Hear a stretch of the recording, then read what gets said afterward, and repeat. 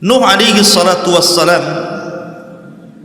di dalam Al-Quranul Karim panjang lebar Allah jelaskan, bahkan ada satu surat khusus menjelaskan tentang dakwahnya, namanya Suratun Nuh.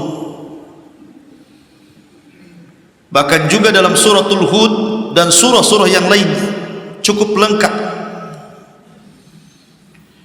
Artinya bahwa Nabi ini betul-betul harus kita kenali siapa untuk diambil pelajaran dan ibrahnya. Baik Nuh alaihi salatu wassalam, ada yang mengatakan namanya adalah Abdul Ghaffar. Nuh itu kunyah, karena Nuh itu diambil dari Nauh, artinya orang yang banyak menangis, sedih karena melihat kaumnya yang didakwahi tidak kunjung beriman, maka dia sepanjang malam menangis, maka disebut Nuh alaihi salatu wassalam. Adapun nasabnya, Nuh adalah Nuh ibnu Lamik, ibnu Mutawaslikh, ibnu Khanuh, dan Khanuh adalah Idris. Artinya Idris adalah kakeknya Nuh alaihi salatu wassalam. Seluruh manusia sepeninggal Nuh di zaman orang-orang sebelum Nuh dan juga di zaman Nuh alaihi salatu wassalam yang terkena azab, ketika itu tidak tersisa dalam perahu kecuali Nuh dan beberapa orang anak serta cucu dan menantu-menantunya saja. Sehingga manusia setelah peristiwa itu nasabnya kembali kepada Nuh alaihi salatu wassalam. Makanya Nuh disebut Abul Basharits Tsani, bapak manusia yang kedua, karena nasab kita semua sampai kepada Nuh. Jarak antara Adam dan Nuh itu 10 abad. Satu abad itu 100 tahun, artinya 1000 tahun. Dari wafatnya Adam sampai lahirnya Nuh itu 1000 tahun, dan semua di atas tauhid, tidak ada yang menyekutukan Allah subhanahu wa ta'ala. Ma'asyiral muslimin yang dimuliakan Allah subhanahu wa ta'ala, dan sepakat para ulama berdasarkan hadis yang sahih tentang hadis syafaat, bahwa Nuh adalah awwalur rusul, rasul yang pertama. Karena Adam adalah nabi, Syith nabi, Idris nabi, tetapi Nuh adalah rasul pertama. Kenapa? Karena Allah subhanahu wa ta'ala menyebutkan dalam surat Nuh, Allah mengatakan an anzir kaumaka, agar engkau memberikan peringatan kepada kaum wahai Nuh. Dan nadharah, peringatan itu karena ada sebuah penentangan terhadap Allah dan Rasulnya yang sangat besar, karena dia adalah Rasul pertama yang memperingati manusia dari kesyirikan, karena sebelumnya belum ada syirik. Adam diutus kepada anak-anaknya, tidak ada kesyirikan. Kemudian Syith diutus kepada saudara-saudaranya, tidak ada kesyirikan. Begitu juga Idris diutus kepada anak-anak pamannya, kerabat-kerabatnya, dan belum ada kesyirikan. Baru di zaman Nuh alaihi salatu wassalam, satu-satunya nabi yang diutus Allah untuk menyampaikan kalimat la ilaha illallah. Karena ketika orang berbuat syirik berarti melepaskan kalimat itu, berarti orang itu harus dikembalikan kepada tauhid dan harus mengucapkan kalimat la ilaha illallah, tidak ada sesembahan yang berhak disembah kecuali Allah. Sebelum Nuh alaihi salatu wassalam, Wad ini bukan nabi tetapi orang soleh, karena di zaman itu ketika Idris meninggal dunia tidak ada nabi lagi, sehingga hanya ada orang soleh saja yang mengajak manusia kepada kebaikan selama ditinggal para nabi. Rupanya Allah subhanahu wa ta'ala takdirkan Wad ini meninggal.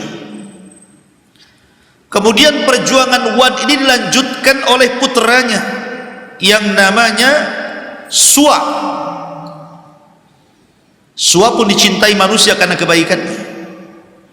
Kemudian Suwa meninggal dunia, dilanjutkan perjuangan dakwahnya oleh putranya lagi namanya Yaghus. Putranya Wad yang lainnya namanya Yaghus. Kemudian Yaghus meninggal, perjuangan pun, dakwah pun dilanjutkan oleh anak Wad yang lainnya namanya Ya'uq, sampai akhirnya ditutup dengan Nasr, masih putra Wad. Ketika Nasr meninggal, Wad tidak punya anak lagi, manusia pun kehilangan. Disinilah syaitan iblis yang memang sejak zaman Adam alaihi salatu wassalam ingin menyesatkan Adam, tapi tidak bisa. Lah ketika ada kesempatan untuk menyesatkan manusia dari jalan Allah, mengantarkan manusia kepada kesyirikan, di masa ketika meninggal keluarga Wad semuanya ini, baru kemudian syaitan berbentuk manusia saleh mendatangi kaumnya Wad ini dan mengatakan, tidakkah kalian rindu dengan Wad dan keluarganya?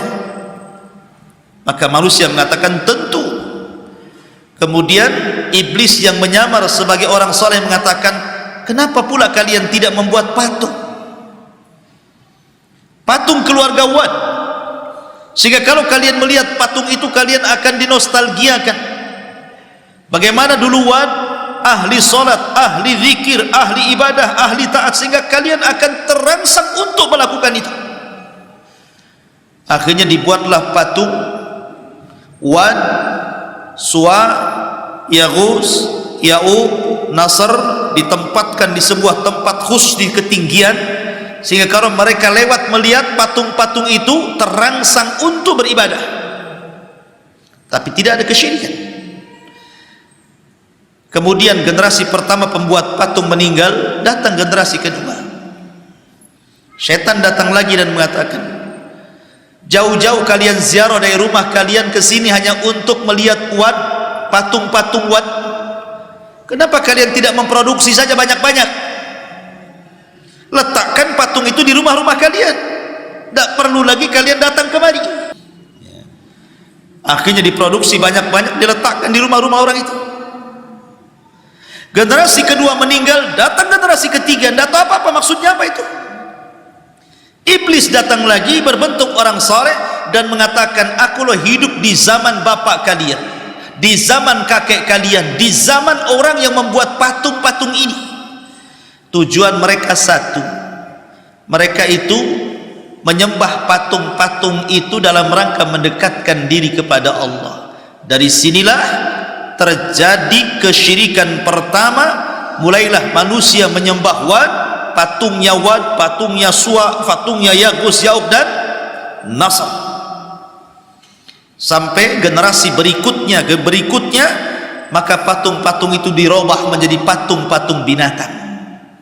Ada yang mengatakan Wad itu patung manusia, Suwa itu patung kuda, kemudian Yaghus itu patung berbentuk harimau, kemudian Ya'uq dan Nasr itu berbentuk burung gitu.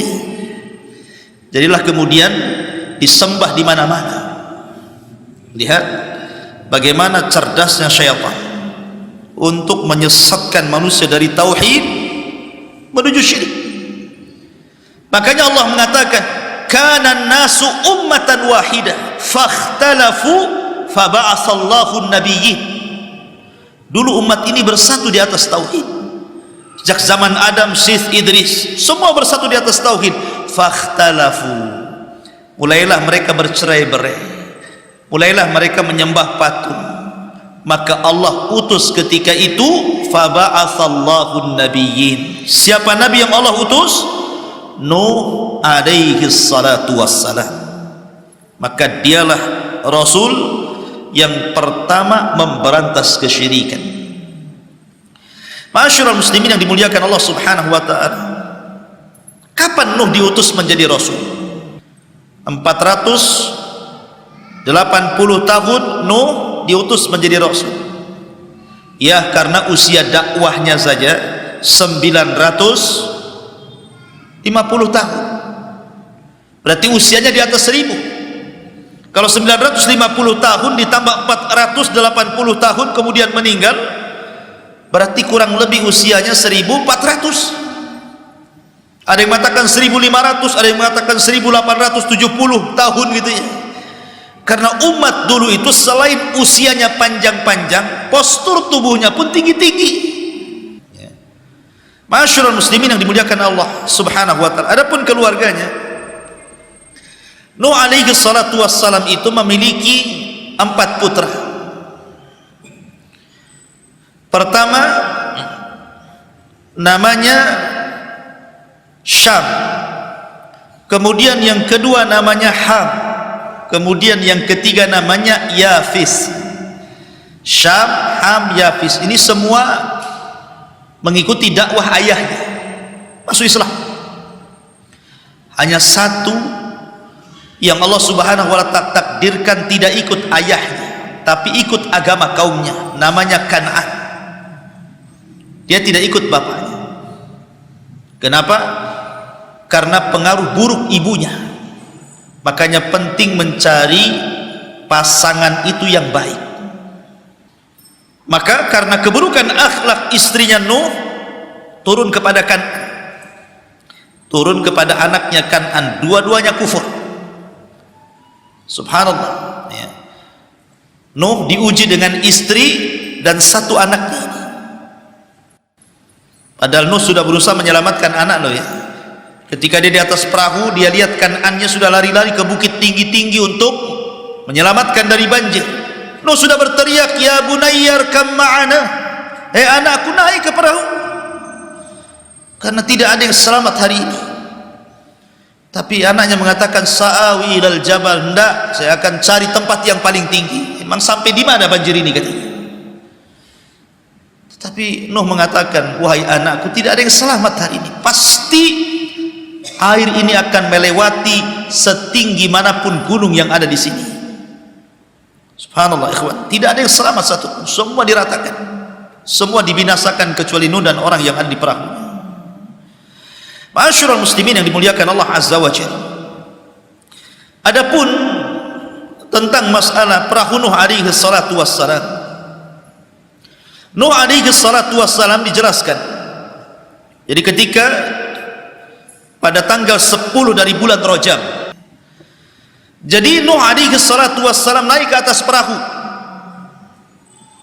maka mereka pun kemudian berada di atas perahu itu. Ada yang mengatakan mi'ah wa khamsina yauman, 150 hari. Jadi Nuh berada di atas perahu itu 150 hari, diombang-ambing ombak sana sini gitu, sampai akhirnya kapal itu bersandar di Bukit Judi Irak selama 1 bulan. Ketika bersandar itulah kemudian Nuh mengutus beberapa burung. Datang burung kemudian memakan daun zaitun, oh berarti sudah surut. Kemudian diutus burung lagi, rupanya tapaknya ada tanahnya, oh berarti sudah sampai ke bumi surutnya. Setelah 1 bulan di atas perahu itu baru kemudian turun. Maka dari situlah kemudian kehidupan manusia dimulai setelah Allah hancurkan semuanya sejak zaman Adam alaihi salatu wassalam. Akhirnya kemudian Nuh alaihi salatu wassalam, selama itu pas di bulan Muharram, ada yang mengatakan tanggal 10, kemudian Allah selamatkan dari banjir bandang yang sangat besar. Allah Subhanahu wa taala berfirman di dalam Al-Qur'anul Karim, inna arsalna Nuhan ila qaumi, sesungguhnya kami utus Nuh kepada kaumnya. Maka Nuh diutus dari kaumnya sendiri.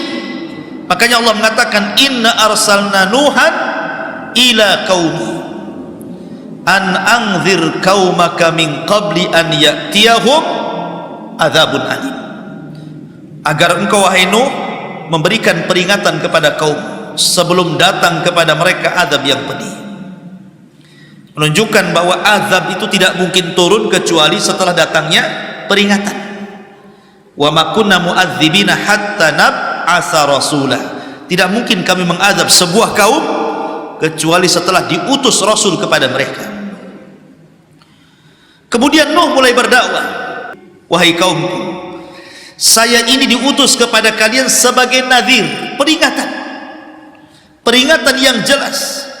Ani'budullaha wattaquhu wa ati'un, sembahlah Allah, bertakwalah kepada Allah dan taati perintahku. Maka kalau 3 perkara ini kalian lakukan, maka Allah akan berikan 2 keistimewaan kepada kalian. Kalau kalian mau menyembah Allah, mentauhidkan Allah dan meninggalkan patung-patung Wad, Yaghus, Ya'uq, Suwa dan Nasr itu, kemudian kalian takut kepada Allah dan kalian mentaati semua perintahku, karena tidak mungkin aku perintahkan kecuali dari Allah, maka kalian akan diberikan 2 keistimewaan. Apa itu? Yaghfir lakum min dzunubikum. Pertama, Allah akan ampuni dosa-dosa kalian. Yang kedua, wa yuakhirkum ila ajalin musamma. Allah akan panjangkan umur kalian. Jadi kalau kalian mau meninggalkan patung-patung itu, mentauhidkan Allah, bertakwa kepada Allah, taat kepada perintahku, kujamin dosa kalian yang dulu-dulu kesyirikan kalian itu Allah akan ampuni. Dan bukan hanya itu saja, wa yuakhirkum ila ajalin musamma. Allah akan tambah panjangkan usia kalian. Karena ketentuan Allah itu kalau datang tidak mungkin digeser. Kalau kalian tahu, masyarakat muslimin yang dimuliakan Allah subhanahu wa ta'ala, Nuh itu semua waktu dipakainya untuk berdakwah. Mau siang, mau malam, tidak peduli. Dan itu diceritakan oleh Nuh sendiri dalam Al-Quran. Qala rabbi inni da'autu qaumi laylan wa nahara. Ya Rabb, sesungguhnya aku mendakwai kaumku siang dan malam. Subhanallah, 950 tahun berdakwah kepada kaumnya siang dan malam. Tetapi apa yang terjadi? Usaha Nuh, mungkin bahasa kitanya kurang banyak berhasil. Dan saya setiap kali mendakwahi mereka, kaumku, kata Nuh, agar mereka meninggalkan patung-patung itu, kesyirikan mereka, dan meminta ampun kepada Allah Azza wa Jalla. Apa yang terjadi? Kalau bisa semua jari ini, telunjuk ini masuk ke dalam telinganya, lubang telinga. Kalau bisa semua masuk, masukkan semuanya. Ketika Nuh apabila mendakwai kaumnya, kemudian mulai masukkan jarinya ini di dalam lubang telinganya, mulai dia pakai isyarat. Pakai isyarat, karena kalau ngomong kan nggak didengar. Ketika Nuh merubah dakwahnya dari bicara ke isyarat, akhirnya wastaghshaw thiyabahum, mereka pun tidak mau melihat isyarat telunjuk-telunjuk Nuh, diambilnya baju, ditutup wajahnya. Kalau Nuh bicara, mereka pun bicara. Apa kata Nuh? Istaghfiru rabbakum innahu kana ghaffara. Mintalah ampun kepada Rabb kalian, karena dia adalah zat yang maha pengampun. Tinggalkan patung-patung itu, tinggalkan kesyirikan kalian, kembali kepada tauhid.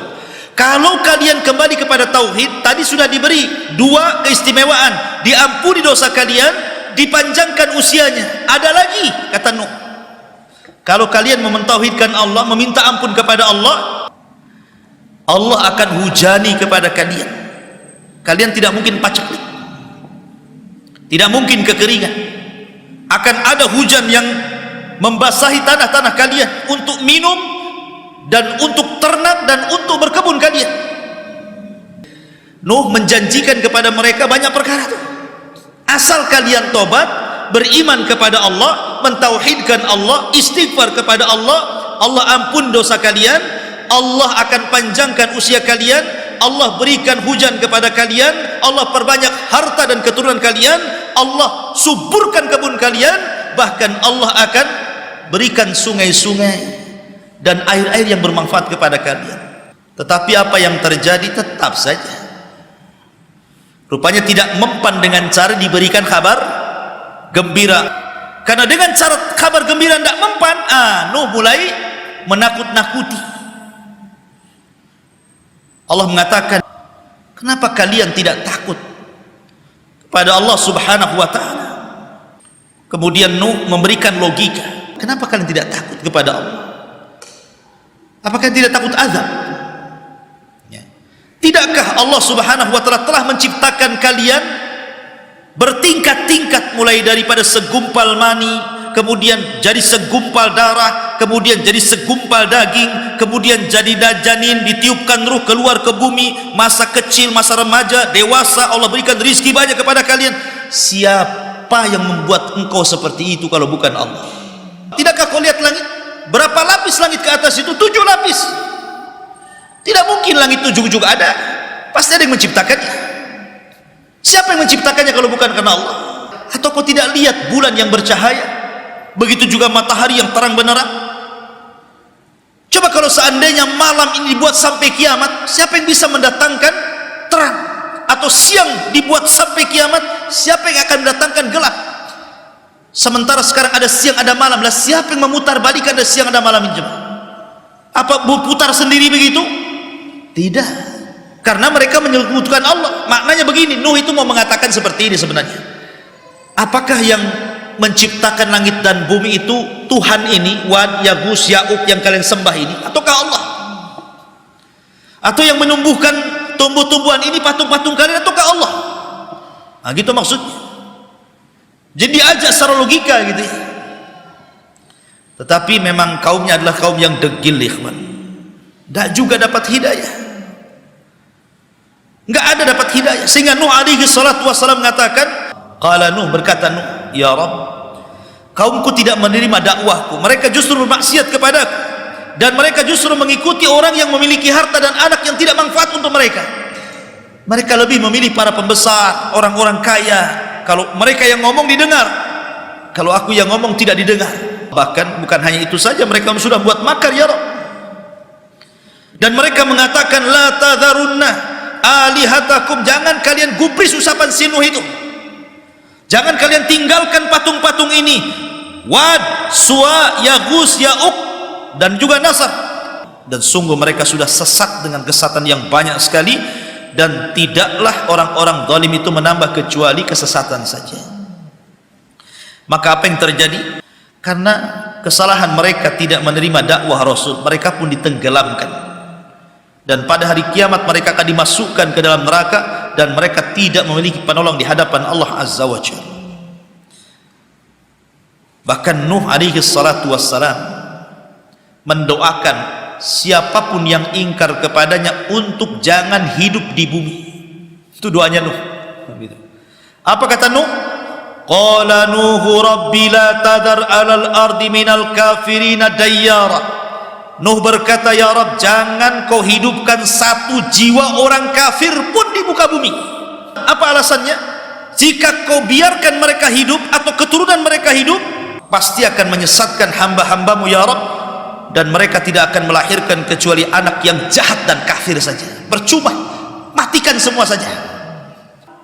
Tidak ada yang meminta adab seperti Nuh. Dialah yang pertama meminta adab untuk ditimpakan kepada kaumnya. Adam tidak, Sis tidak, Idris tidak ada. Baru Nuh, sa'ala sa'ilun bi'adzabin waqi'.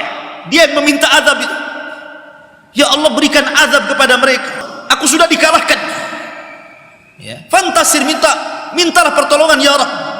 Maka Allah subhanahu wa ta'ala mengatakan, maka kami belah langit, dihujani hujan yang deras, kami belah bumi, datang air dari bawah, bersatulah air langit dan bumi, kemudian menjadi banjir bandang dicampur dengan tufan, akhirnya melantakkan seluruh kaum Nuh alaihi salatu wassalam.